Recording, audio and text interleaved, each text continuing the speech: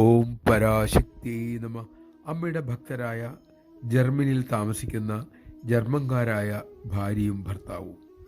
ഒരു ദിവസം ഭാര്യ തിരക്ക് പിടിച്ച റോഡിലൂടെ നടക്കുകയായിരുന്നു.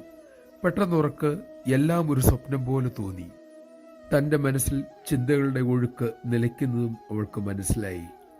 ആ സമയം അവൾ ഉള്ളിൽ നിന്നും ഒരു ശബ്ദം കേട്ടു: അമേരിക്കയിലേക്ക് പോകൂ.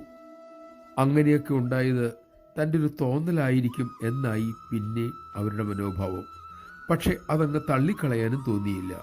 ഒടുവിലവർ അമേരിക്കയിൽ ഒരു സുഹൃത്തുമായി ബന്ധപ്പെട്ടു. അമ്മ അപ്പോൾ അമേരിക്കയിലുണ്ട് എന്ന് മനസ്സിലാക്കി.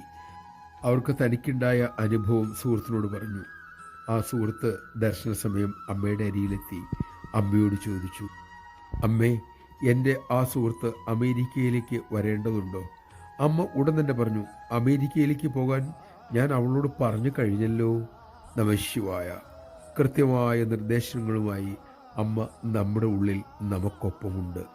ആ നിർദ്ദേശങ്ങൾ കേൾക്കാനും തിരിച്ചറിഞ്ഞ് അനുസരിക്കാനും നമുക്ക് സാധിക്കട്ടെ.